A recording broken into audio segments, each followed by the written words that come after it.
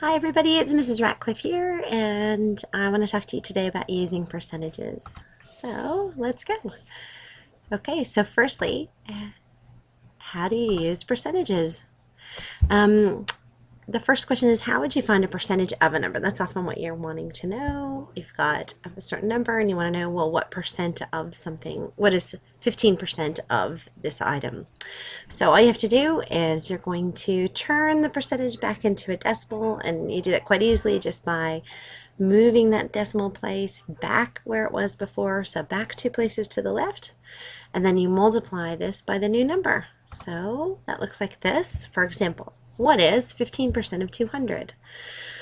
You turn the 15% back into 0.15, then you multiply 200 by 0.15.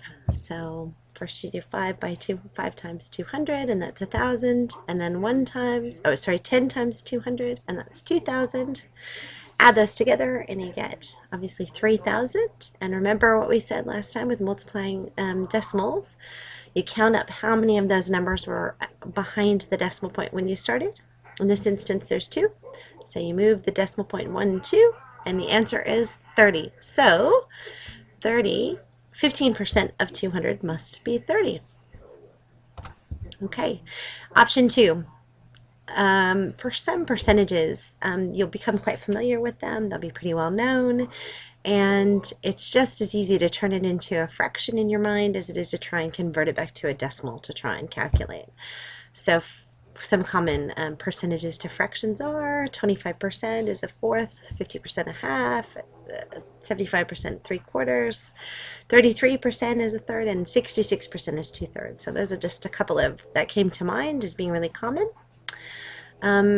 And when you're using something common, sometimes it can be a lot easier just to use the fractions. So, for example, if it's a common fraction, maybe with a 1 on top, it's the same as saying divide by. So 25% of 320, 25% is also 1/4. So you can say 320 times 1/4. And then, as you know, saying that is the same as saying 320 divided by 4. So then you've just got a simple division. 320 divided by 4 is 80. So therefore, 80 is 25% of 320. Okay, and percentages are really handy. They're one of those things I can guarantee without any risk of being wrong that you will see percentages all over. You see them in pie graphs as shown here. You certainly see them on sales, and you will have more than your fair share if you get credit cards or a mortgage, because you'll be looking at percentages on interest and that sort of thing. Very, very, very common in your life. You will be working with percentages.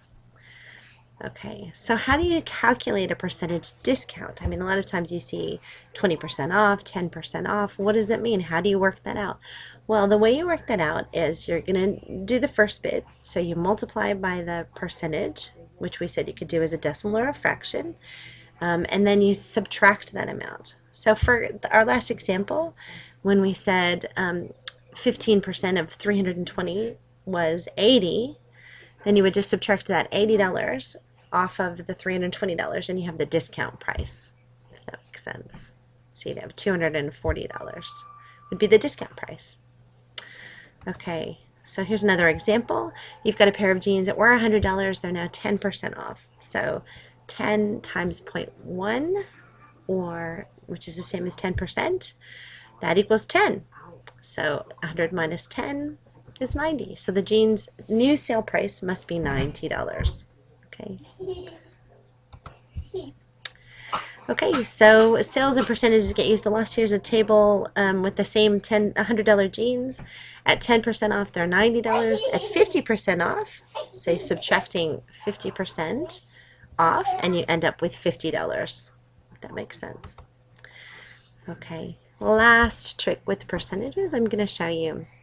How do you figure out what percentage one number is of another? So for example, Emily sold 4 of her chocolate muffins out of the 20 in her bake sale. What percentage did she sell? Okay, well, of course, you know by now that you can turn that story into a ratio, a fraction, and a decimal, and now a percentage.